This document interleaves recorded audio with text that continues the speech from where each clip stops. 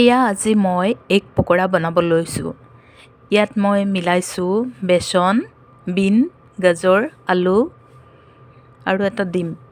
এইকেইটা লৈ মই ফেটি আছোঁ। এনেকৈ ফেটি আছোঁ।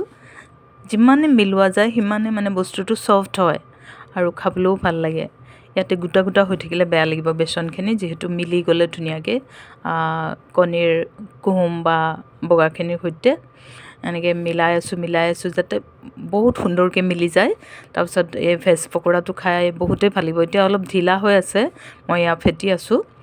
এতিয়া ফেটি মানে পূৰা মিলি যোৱাৰ পিছত আকৌ অলপ বেচন দি মিলাব লাগিব, যিহেতু এতিয়ালৈকে টাইট হোৱা নাই। এইটো টাইট হোৱাৰ পিছত মই বেচন আৰু অলপ দি আকৌ মিলাই ল'ম। এতিয়া আগে মিলাই লৈছোঁ, যিহেতু মিলোতে সময় লয়। তাৰপিছত ইয়াত কম পৰিমাণে নিমখ দিলে ভাল হয় আৰু চেনি দিব নালাগে। যোনে চেনি খাই ভাল পায় বা মিঠা খাই ভাল পায় তেওঁলোকে ইয়াতে চেনি অলপো দি ল'ব পাৰে। আৰু পাৰিলে বেকিং পাউডাৰো দিব পাৰে। বেকিং পাউডাৰ দিলে মানে বস্তুটো অলপ ফুলি যায় আৰু ডিম দিলেও ফুলি যায়। এনেকৈ মিলাই আছোঁ। ইয়াতে গাজৰ টুকুৰাও আছে, আলু টুকুৰাও আছে, বিনো আছে। এইবিলাক কুটি কাটি মই ৰেডি কৰি লৈছোঁ। এতিয়া মই বনাম এগ পকৰা।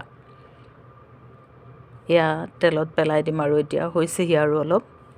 এয়া কেৰাহীত পতাৰ পিছত এনেকুৱা ৰং লৈছিলে আৰু বহুত ৰঙচুৱাকৈ ভাজিলেহে ভাল লাগে। এয়া অলপ মানে হেৰি হৈছে আৰু ৰঙা হোৱা নাই। এটা ছাইড উলটিয়াই থাকিম, অলপ পিছত লৰাই বগৰাই অলপ পিছত মই এয়া ৰঙা নোহোৱালৈকে হেৰি কৰি থাকিম, ভাজি থাকিম। আৰু ঢাকনটো দিলে আৰু বেছি ভাল হয়। এনেকুৱা হৈ যাব, ঢাকনটো দিলে মানে বইল হয়। এতিয়া মই হাতটো ধুওঁতে এইখিনি পানী ওলাল, হাতটো ধুলোঁ। যিহেতু পকৰা বনাই হৈ গ'ল, এয়া হটকেছত ভৰাই থৈছোঁ আৰু হটকেছৰ খপখন দি ঢাকি থ'ম। তেতিয়া খাবলৈ ছফ্ট হৈ থাকিব, গৰম হৈ থাকিব।